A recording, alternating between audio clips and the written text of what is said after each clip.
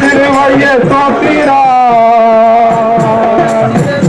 நூறனே கன்னிமணி பாரனே இந்த நடன பிள்ளைகளையும் கிராமத்தையும் பங்கு தந்தையும் நிறைவாக ஆசீர்வதித்து வழிநடத்தும் தேவசீரனே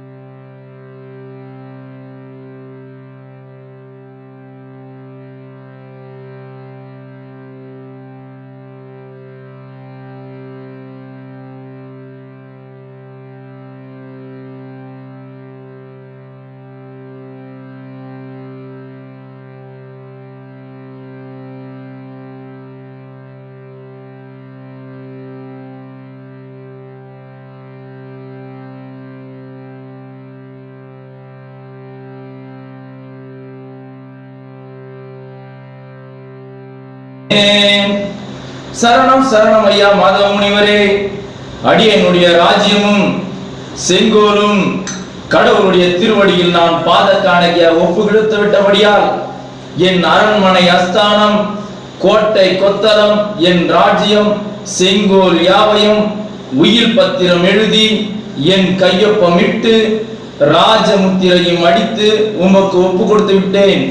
தேவரீர் இவைகளை ஒப்புக்கொண்டு இந்த ரோமாபுரி பட்டணத்தை பாப்பரசராக ஆளுகை செய்ய வேண்டும் ஐயா முனிநாதா. அதோ கேளும் ராஜ பூபாலகனே, ஐம்புலன்களையும் ஒடுக்கி ஆண்டவருக்கு தொண்டு செய்ய வந்த என் வேலையை விட்டுவிட்டு லௌகிக அரசு புரிவது எனக்கு மேலாமோ? நீர் உமது பிரார்த்தனைப்படி கடவுளுக்கு காணிக்காக கொடுத்த பொருளை கை கொள்ள வேண்டியதானபடியால் திருச்சபைக்கு பொது பொருளாக ஒப்புக்கொள்ளுகிறேன். நீரே உம்முடைய அரசை புரிந்து காணிக்க கப்பத்தை செலுத்திக் கொண்டு வருகிறாகவும். தொடக்க கால திரு அவையின் வரலாற்றிலும் மிகவும் முக்கியமான ஒரு பெயர் பெற்றவர் கான்ஸ்டன்டைன் பேரரசர். நாம் அனைவரும் அறிந்தது போல தொடக்க காலத்திலே கிறிஸ்துவம் ரோமை பேரரசர்களால் மிகவும் துன்பத்திற்குள்ளாக்கப்பட்டது. பல கிறிஸ்தவர்கள் எரிக்கப்பட்டார்கள், துன்புறுத்தப்பட்டார்கள், கொல்லப்பட்டார்கள். ஏன் அன்று இருந்த திருத்தந்தையும் வத்திக்கானிலிருந்து வெளியேற வேண்டிய ஒரு சூழ்நிலையும் இருந்தது. அப்படிப்பட்ட ஒரு காலகட்டத்திலே ரோமை பேரரசரின் சிற்றரசர்களில் ஒருவராகிய கான்ஸ்டன்டைன் கிறிஸ்தவர்களுக்கு ஆதரவாகவும் அவர்களுக்கு பாதுகாப்பு அளிப்பவராகவும் செயல்பட்டார். இதை அறிந்த ரோமை பேரரசர் அவர் மீது படையெடுத்து கான்ஸ்டன்டைன் மன்னரின் படைகளுக்கும் ரோமை பேரரசரின் படைகளுக்கும் கடுமையான போர் மூண்டது. இந்த போர் பல நாட்களும் மாதங்களும் நீடித்த வேளையிலே கான்ஸ்டன்டைன் அரசனுடைய படைகள் வலுவிழந்த சூழ்நிலையில் அவர் மனமுடைந்து நின்றார். அப்போது அவருக்கு ஒரு காட்சி அருளப்பட்டது.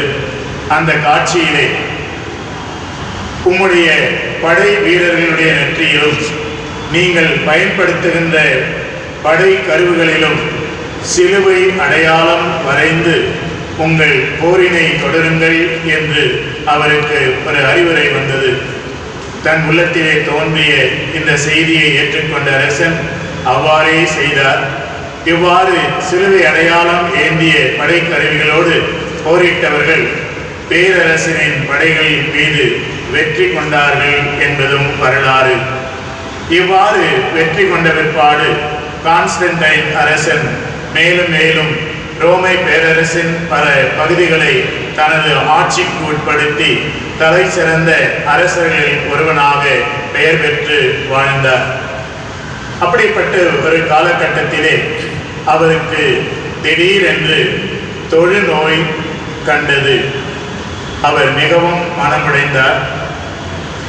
அவ்வாறு இருக்கிற காலகட்டத்திலே அரசரவை ஆலோசகர் ஒருவர் 3000 ஆண் பிள்ளைகளின் உயிரை நீர் பலி கொடுத்தால் உனது நோய் நீங்கும் என்று அவருக்கு அறிவுரை சொன்னார். ஆனால் நல்ல மனம் கொண்ட கான்ஸ்டன்டைன் அரசன் அவ்வாறு செய்வது தனக்கு ஏற்றதல்ல என்றும் நோயிலேயே நான் மடிந்து போகவும் தயார் என்று உறுதியாக இருந்தார். அந்த வேளையிலேதான் அவருக்கு இன்னொரு செய்தியும் வந்தது. ஆட்சி அருளப்பட்டது. அதிலே நாடு கடத்தப்பட்டு காட்டுப்பகுதியில் வாழ்ந்து கொண்டிருக்கும் சில்வஸ்டர் என்ற திருத்தந்தையை மீண்டும் வரவழைத்து அவரிடம் நீ திருமுழுக்கு பெற்று உன் நோயிலிருந்து குணம் பெறலாம் என்று அவருக்கு சொல்லப்பட்டது. அவ்வாறே அரசனும்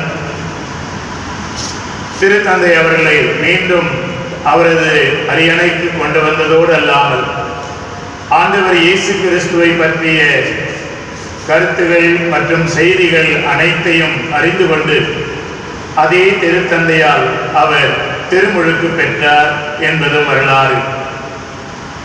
இதன் விளைவாக நல்ல ஒரு கிறிஸ்துவராக ஆர்வமுள்ள ஒரு கிறிஸ்துவ அரசராகிய விளங்கிய கான்ஸ்டன்டைன் தனது ஆட்சிக்கு ஏன் ரோமை பேரரசுக்கு உட்பட்ட முழு பகுதியிலும் தனது குடிமக்கள் அனைவரும் கிறிஸ்துவை ஏற்றுக்கொள்ள செய்த ஒரு முதல் கிறிஸ்துவ பேரரசராக விளங்கினார் என்பதும் வரலாறு. இவ்வாறு துன்புற்ற திரு அவை மகிழ்ச்சியுற்று பெருகத் தொடங்கியதும் வரலாற்றிலே நாம் காணுகின்ற உண்மை.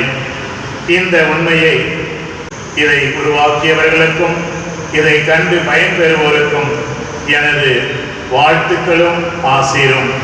இறைவன் உங்கள் முயற்சிக்கு ஆசியும் தக்க பலனையும் தருவாராக.